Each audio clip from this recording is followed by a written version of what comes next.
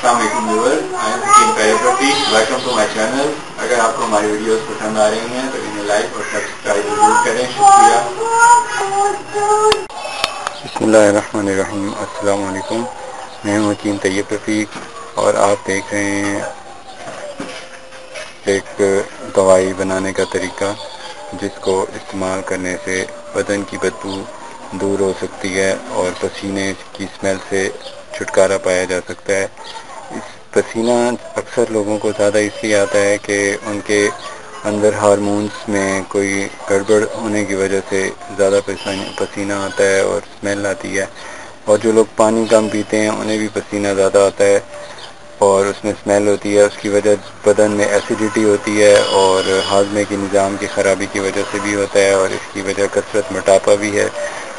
तो सबसे पहले आप जब ऐसी कैफियत महसूस करें तो उसके लिए बेहतर तो ये होता है कि आप सुबह शाम गुस्ल करें और साफ़ सुथरी ग़िज़ा और ताज़ा ग़िज़ा इस्तेमाल करें, बासी चीज़ें ना इस्तेमाल करें और ज़्यादा मिर्च मसालेदार चीज़ों का इस्तेमाल नहीं करना चाहिए। उससे बदन में ये हार्मोनल चेंजेस आ जाती हैं और डिसफंक्शनिंग शुरू हो जाती है।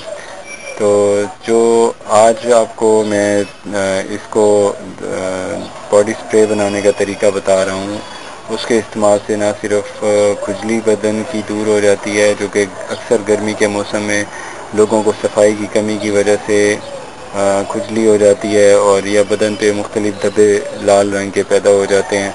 तो उसमें इसको आप इस्तेमाल करेंगे तो इससे पसीने की बदबू, खुजली, ख़ारिश सब ख़त्म हो सकती है।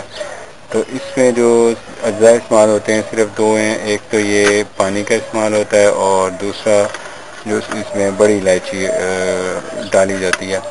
तो अब इनकी मिक़दारें हैं जो हमने इस्तेमाल करनी है। तो बड़ी इलायची के जो दाने होते हैं, ये जो इसके अंदर ये इसे छिलका उतारने के बाद जो दाने निकलेंगे, आपने उनको इस्तेमाल करना है।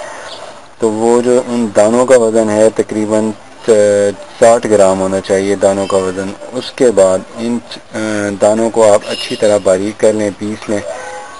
पीसने के बाद आप इनको आप रख लें किसी बर्तन में, और उसके बाद आप पानी का लें। तकरीबन जो वज़न होता है 4 किलो पानी ले लें। 4 किलो पानी में इसका एक छटांग दानों का सफूफ शामिल कर दें और उसको खूब पकाएं, अच्छी तरह जोश दें। वो पकता रहे यहाँ तक कि जब अच्छी तरह पक जाए तो उस वक्त आप इसकी आँख बंद करें। अच्छी तरह पकने का मतलब ये है कि 4 किलो पानी जो आपने डाला था पकाने के लिए, वो इन दानों में डाल के पकते हुए 1 किलो बाकी रह जाए। इस 1 किलो पानी को आपने चूल्हे से नीचे उतार के ठंडा कर लेना है। जब ठंडा हो जाए तो इसको आप छान लें। छानने के बाद इस पानी को आप महफूज रखें रेफ्रिजरेटर में। अब इसका इस्तेमाल का तरीका इस तरह होता है कि इसका थोड़ा सा पानी, ये वाला आप जो इलायची का पानी बना हुआ है वो आप लेंगे और उसको हाथ की हथेली में डालने के बाद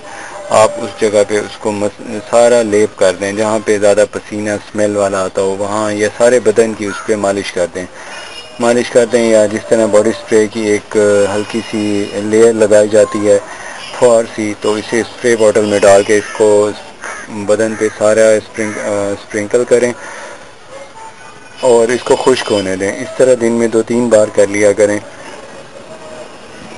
चंद दिन इसको इस्तेमाल करने से न सिर्फ खुजली ख़त्म हो जाती है, पसीने की बदबू ख़त्म हो जाती है, बल्कि इससे रंग भी निखर आता है और सेहत भी अच्छी हो जाती है।